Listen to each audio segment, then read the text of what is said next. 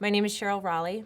I am a mother to 4 children of Tourette. I am married to Paul Raleigh, who has Tourette, and I am also a public school history teacher. So I'm Kathy Giordano, and I'm a parent of 3 children. 2 of them do have Tourette. One of them has pretty mild. The other one, my youngest son, Matt, has more severe. I've been involved with helping parents in school districts for about 30 years. My name is Wendy Wegman, and I am a parent of a child with Tourette Syndrome. My son is 11 years old. I also am an education specialist with the Tourette Association of America.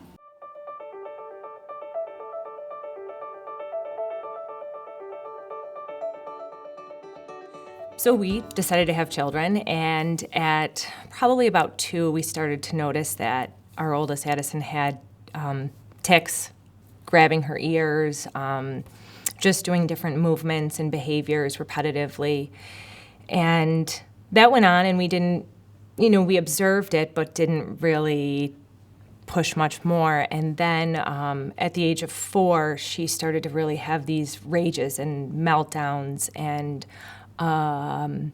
they would last for an hour or more. And at that point, we really suspected that she had Tourette. We were pretty convinced, but we didn't actually get a diagnosis until she was 6 in first grade is when we went. And I had reached out to the Advocacy Center, and I actually met Kathy Giordano, and she spoke about her son to me, and it was the first time I could really feel like someone got what was going on with our family, and felt like, yes, that's the life I'm living.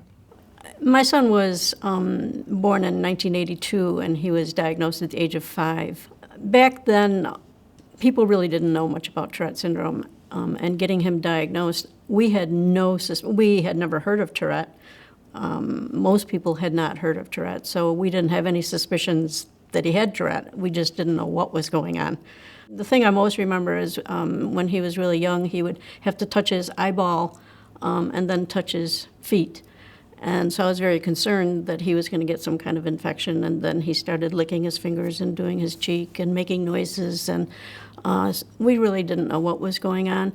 And around the age of 4, he started having more rage-type issues, some real difficulties at home. And we finally found a pediatrician who had done her residency with a neurologist, and thank God she did, because she knew it was Tourette. Since my son was a baby, he screamed a lot, and it wasn't colic, and nobody could really figure out what it was. It wasn't allergies. Everybody had an opinion about it, but we didn't know what was going on. And I resigned from work because I knew with all the screaming that went on that a daycare setting wouldn't be a good place. People probably wouldn't want somebody there screaming all the time. I don't think he'd get the love and care he needed. We waited, and he got his diagnosis finally when he was 7. The first time he went to get a diagnosis, he got a diagnosis of ADHD. And then when he was 7, we saw a wonderful specialist, and she gave us the diagnosis of Tourette syndrome. When the pediatrician told us that she thought that our son had Tourette syndrome, I had never heard of Tourette. So at the time when she said that there's a name for it and this is an actual diagnosis, I thought, oh God, it's not me and it's not him. So I was extremely relieved. I've listened in our support group to other parents speak about how it was devastating or how it was really life-changing. And I guess I feel it wasn't for me. I knew my husband had it, and it just kind of seemed like Addison had blonde hair, blue eyes, and now she has Tourette. It's just one more thing, but it didn't really alter my world. When I got the diagnosis, I cried. I cried for more relief than for sadness, because I knew all those years that it was something neurological, and I needed to be able to explain it. Our life was really pretty hard. To be able to explain what was going on with my son, he screamed a lot, he pulled hair, he scratched our faces.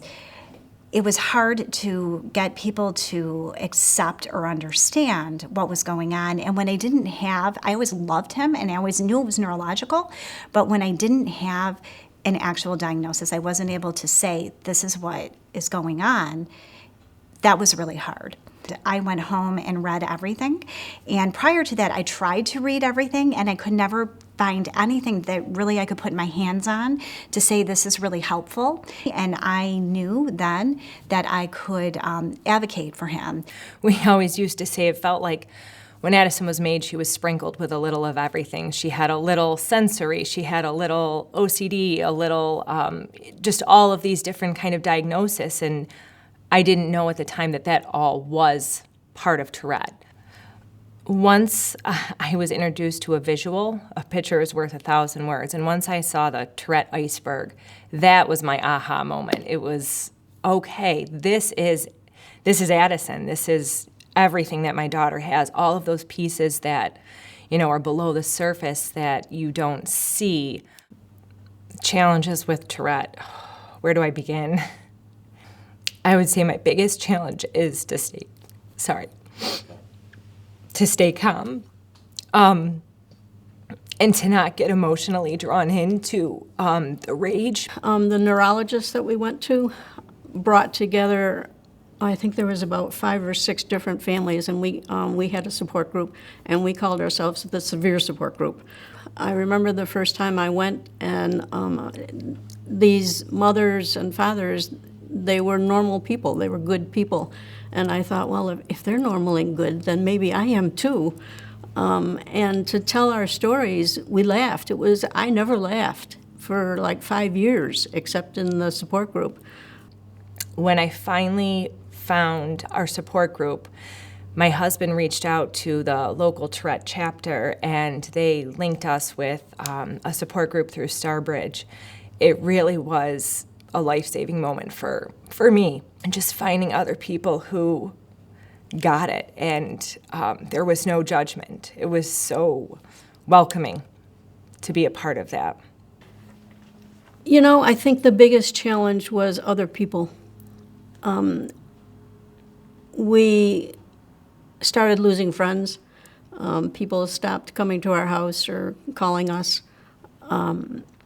We would go places and be stared at.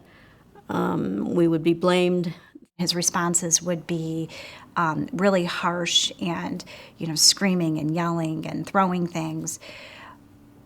I learned, and this was through Kathy Giordano, this was through her advice, that you don't talk in the moment. You don't talk to them. And as a parent and as a teacher for many years, I wanted to explain to him that it was okay, or it was only this, or it was only that. The best thing you can do for these kids is to remain calm and not talk. Sometimes when you do that, at least when I did that, tears are rolling down your face because you're being called names, you feel helpless, you don't know what to do, but that's okay because my son now at age 11 is able to come out of those kind of moments so much quicker. They happen so less frequently. I knew who my son was. I knew what a fabulous, wonderful person, gentle, kind. So I didn't really care what other people thought. Listen to your parent gut, first of all, because you're going to get a lot of suggestions from everyone. And a lot of children with Tourette syndrome are very bright and very talented, particularly in the arts. My son started drumming at the age of 2 and went to the Eastman School of Music and took lessons from the lead percussionist. I mean, he's an unbelievably phenomenal drummer. And that's part of Tourette. A lot of kids really do have exceptional creativity. So focus on that. Focus on their strengths more than the difficulties. And that will help everybody in the long run.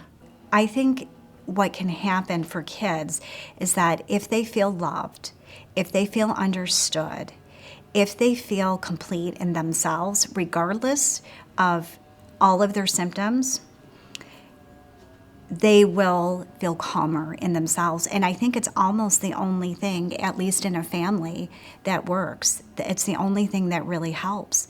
It's a roller coaster. It is a roller coaster. focus on the positives. Try to let go of that guilt as much as you can, and I still struggle with it daily.